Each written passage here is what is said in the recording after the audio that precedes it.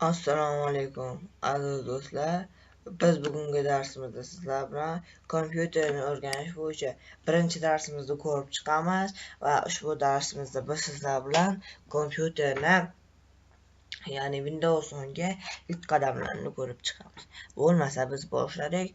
Ushbu video darsimizni o'tishimizdan sabab shundaki, kompyuterni o'rganish bo'yicha bilimlarni orttirish, ya'ni mana bu kompyuterni o'rganish bo'lsa yoshlarimizda bilimlarni orttirishga hissamizni qo'shish hisoblanadi. Keling, endi mana bu kompyuterni o'rganish bo'yicha qismlarni ko'rib chiqsak. Endi kompyuterni o'rganish bo'yicha kompyuterda nimalar bo'ladi? Keyin klaviatura bo'ladi kompyuterimizda. Mana bemalol mana qilib yozsangiz bo'ladi. Bemalol. Keyin yana kompyuterimizda nimalar bo'ladi? Sichqoncha bo'ladi, ya'ni mana bu ko'rib turibsiz, oppoq bo'lib ko'zga tashlanib turgan kursor deyiladi bu narsa. Ana shu kursorni harakatlantiruvchi narsa sichqoncha bo'ladi. Mishka deyiladi rus tilida va uni agar sizda notebook bo'ladigan bo'lsa, alohida boshqaruvchisi orqali ham boshqarishingiz mumkin bo'ladi. Endi keyingi e'tibor beradigan jihatimiz kompyuterni zaryadka oladigani, ya'ni kompyuterni zaryadkasi bo'ladi. U yerda kompyuterni zaryadlashimiz mumkin bo'ladi. Barcha kompyuterlarda protsessor orqali yoqilsa, notebooklarda esa asosiy klaviatura yoki tugma orqali yoqilishi mumkin bo'ladi. Endi keling biz mana bu qismga, mana bu oynaga nazar tashlaydigan bo'lsak, ushbu oyna рабочий stol, rus tilida рабочий stol, o'zbek tiliga tarjima qiladigan bo'lsak, ish stoli deb ataladi. Ushbu ish stolida bizga kerakli bo'lgan barcha papka, ilova, dasturlar saqlanadi. Masalan, bu est kompyuter degan kompyuterning qismi saqlanadi. Bu est kompyuterda bizni fayllarimiz joylashgan qism bo'ladi. Этот kompyuter, ammo korзина, masalan, korзинada o'chirib tashlangan, ya'ni mana bu klaviatura orqali delete tugmasi bosilganda ana shu korзинkaga kelib tushadi.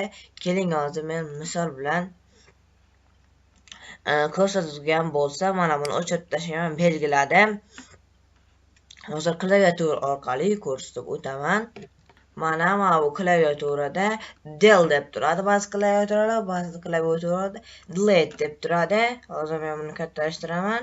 Mana ushbu klaviaturada belgiladim va delete tugmasini bossam, avtomatik korзинkaga tushadi va boya korзинka bo'sh turgan bo'lsa, hozir mana to'la turibdi. Ya'ni bor degan narsa bor, korзинkaning ichida ma'lumotlar bor deganda, korзинkaning ichiga tushgan barcha ma'lumotlar bu yerda saqlanadi va ko'rib turganingizdek u ma'lumotlar o'chib ketmaydi, korзинка qismida saqlanib turadi. Agar sizning рабочий stolingizda korзинка yo'q bo'lsa, hozir men sizlarga uni chiqarishni o'rgataman. Keyin yana bir narsa, korзинkadan ilova o'chirilgan narsalarni chiqarishni o'rgatsam, mana bu o'sha o'chirib tashlangan faylga 2 marta bossak, mana bunday qismi bo'ladi va u yerda u haqida ma'lumotlar turadi, qayerda joylashgani, uni tipi, nimada yaratilgan, PowerPoint yaratilgan, istochnik qayerda joylashgani, diskda joylashgan, razmeri, qachon udayat qilingani, qachon SZ bo'lgani, qachon yaratilgani va boshqalar. Biz bu yerdan Uстановить tugmasini bir marta bosamiz va u fayl yo'qoladi. Bu yerdan ko'rib turibsiz. OK tugmasini bossak, qayerda o'chirgan bo'lsak, o'sha yerda paydo bo'ladi va korзинкада hech qanday narsa qolmadi. Eta papka pusta deyapti. Papkada hech narsa yo'q deyapti. Mana o'sha joyga qaytdi va korзинкamiz ham bo'sh bo'lib qoldi. Endi sizlarga mana bu рабочий stoldagi belgilarni qanday qilib korзинка Edit kompyuter stolini yoqishni ko'rsatib o'tadigan bo'lsam, biz mana bu kompyuterning pastiga tushsak, bu qadalgan bo'ladi, ya'ni doim turadi. Hozir men uni vaqtinchalik yo'qotib qo'yganman. bu yerdan mana bu push tugmasi, Windows tugmasini bir marta bosamiz yoki klaviaturada ham bossak bo'ladi. Mana klaviaturadan mana bu tugmani bir marta bossak, o'sha mana bu yerda mana bu qismi ochiladi bizda.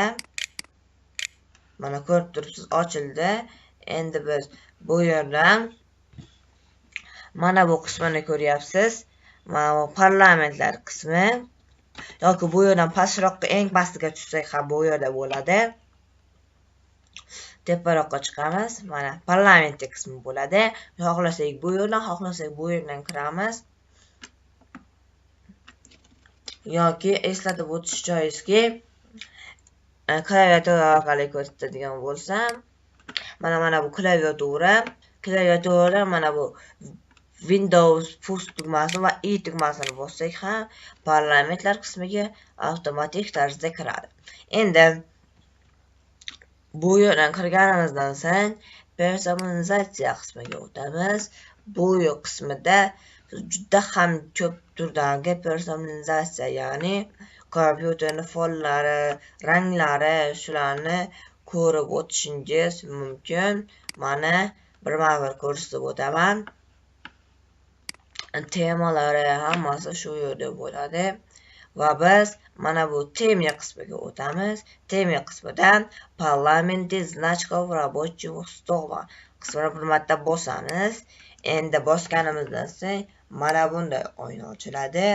Bizda bu ochilgan oynaga kompyuter va korzinkaning oldiga птичка, ya'ni to'g'ri belgisi qo'yilgan bo'ladi. Agar u belgi sizda yo'q bo'lsa, korzinka oldida u belgi yo'q bo'lsa, sizda korzinka ko'rinmaydi. Hozir men primetni bosdim, hozir korzinka yo'q bo'lib qoldi. Korzinka oldiga птичка qo'yaman. Siz xohlasangiz bu yerga setka yoki panel управления qismiga ham галочка, ya'ni птичкani yoqib qo'yishingiz mumkin. Menga kompyuter va korzinka yetadi. Fayl pользователям yoniq tursa bo'ladi sizda va bu yerda siz belgilab smen значок, ya'ni значокlarni o'zgartirishingiz mumkin bo'ladi. Ya'ni mana bu edit kompyuterda значогini o'zgartiradigan bo'lsam, masalan men mana buni qo'ymoqchiman. OK tugmasini bosam ham belgilayman va OK tugmasini bosaman. Sichqoncha g'ildirak orqali aylantiramiz yoki mana bu qismi orqali aylantiramiz. Belgiladim va OK tugmasini bosdim. Primetni bir marta bosamiz va mana o'zgardi va korzinka ham qo'shildi. Endi biz buni обычный o'zini значог'iga qo'ymoqchi bo'lsak, обычный значок qilamiz va o'zini значог'iga qaytdi. Primet va OK tugmasini bosamiz.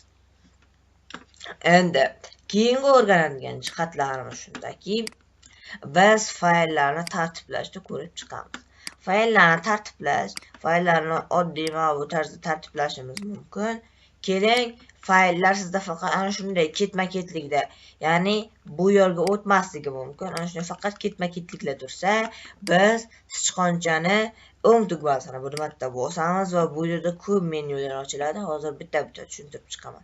Vid bo'limida крупный, обычный, мелкий значки bor va bu yerda обычный значки qo'yilgan. Keling, обычный значки, ya'ni knopkalarni, belgilarni o'lchami. Keling, mелкий значки, крупный значки qilsak katta bo'ladi mana. Eng katta o'lchamda bo'lib qoldi. Endi yana shuni обычный qilsak, обычный, ya'ni o'rtacha bo'ldi. Endi mелкий qilsak, juda kichkina bo'lib qoldi. Bizga обычный ma'qul. Endi vid bo'limiga qaytamiz va bu qismiga упоряется значка автоматически, ya'ni knopkalar, belgilar avtomatik tartiblansinmi deyapti. Agar buni yoqib qo'ysak, bu hech qayerga o'tmaydi mana. Hech qayerga o'tmayapti, ko'rib turibsiz. Endi buni o'chirib qo'ysak,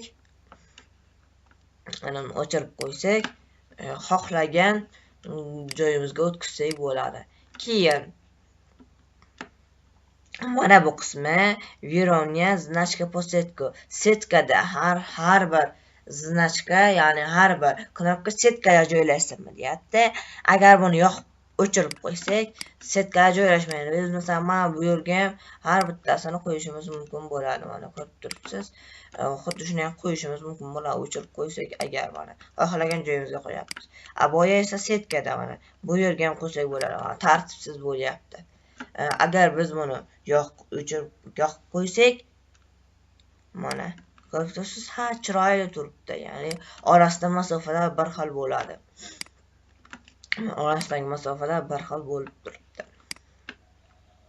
Endi mana bu qismiga рабочий stolingizda knopkalar bo'lsinmi deyapti. Agar buni o'chirib qo'ysam, mana knopkalar qolmaydi. Bu ba'zilar uchun foydali, ba'zilar uchun foydasiz bo'ladi. Keyin mana bu qismlari ham yopiladi.